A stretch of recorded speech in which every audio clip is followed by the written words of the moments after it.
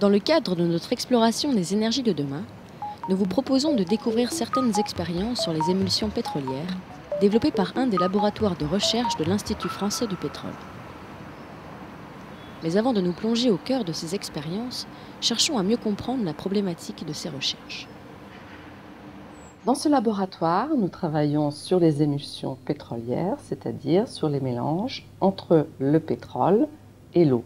En effet, il faut savoir que lorsque le pétrole est extrait du sous-sol, il est toujours récupéré avec de l'eau et donc à la sortie du puits, des émulsions entre l'eau et l'huile, qui est la phase pétrole, vont se former puisque l'eau et l'huile ne se mélangent pas naturellement.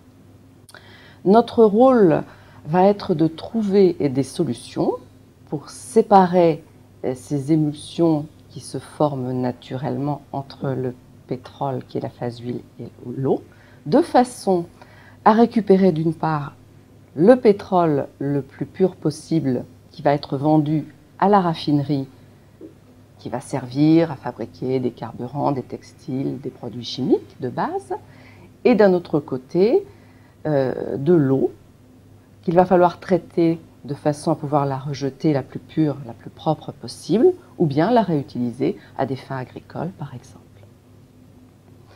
Ce pétrole, il est de plus en plus difficile à aller chercher. Il faut ou bien aller récupérer les brutes très lourds et très visqueux que l'on va trouver au Canada, au Venezuela, par exemple, ou bien il faut aller le chercher très profondément sous la mer à plusieurs milliers de mètres de profondeur. Et tout ça nous pose de gros problèmes puisqu'on va obtenir des mélanges d'émulsions entre l'eau et le pétrole de plus en plus difficiles à traiter. Et nous devons nous assurer de pouvoir séparer dans des conditions les plus optimales le pétrole, la phase huile donc, et l'eau d'autre part. Pour cela, nous développons des procédés physiques ou chimiques de façon à assurer l'optimisation de cette séparation dans ces conditions très difficiles.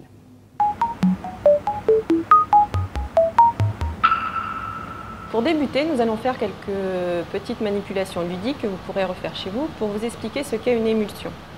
Donc une émulsion, c'est un mélange de deux liquides non miscibles dont l'un va se disperser sous forme de fines gouttelettes dans l'autre. Donc tout d'abord, qu'est-ce que veut dire miscible? C'est très simple. Lorsqu'on mélange du sirop dans de l'eau, ce qu'on peut faire tous les jours, et qu'on mélange, les deux liquides vont n'en former que un en un mélange parfait. Par contre,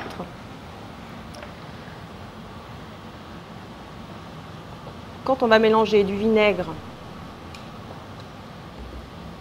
et de l'huile, donc par exemple pour faire une vinaigrette, on voit tout de suite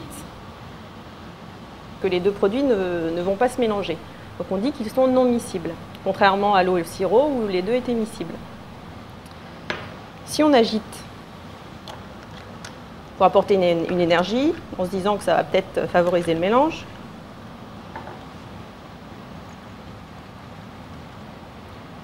on voit qu'au départ, effectivement, ça se mélange. On voit tout de suite qu'on a des gouttes de vinaigre dans l'huile.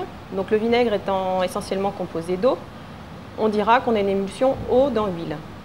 Mais tout de suite, on voit l'apparition du vinaigre en bas et de l'huile en haut. Donc en fait, on va avoir séparation des phases. L'émulsion n'est pas stable. Pour stabiliser cette émulsion, on peut ajouter un peu de moutarde. Donc à première vue, il ne se passe rien. Par contre, si on réagite, là on ne voit pas l'apparition du vinaigre en bas et de l'huile en haut. En fait, la moutarde a joué l'effet d'un tensioactif émulsionnant, c'est-à-dire qu'il va stabiliser l'émulsion.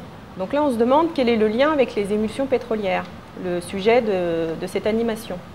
C'est que tout simplement, dans l'industrie pétrolière, on va se confronter au même problème. On va avoir la phase huileuse qui est le pétrole, la phase aqueuse qui est de l'eau, par exemple l'eau de gisement que l'on remonte avec le pétrole,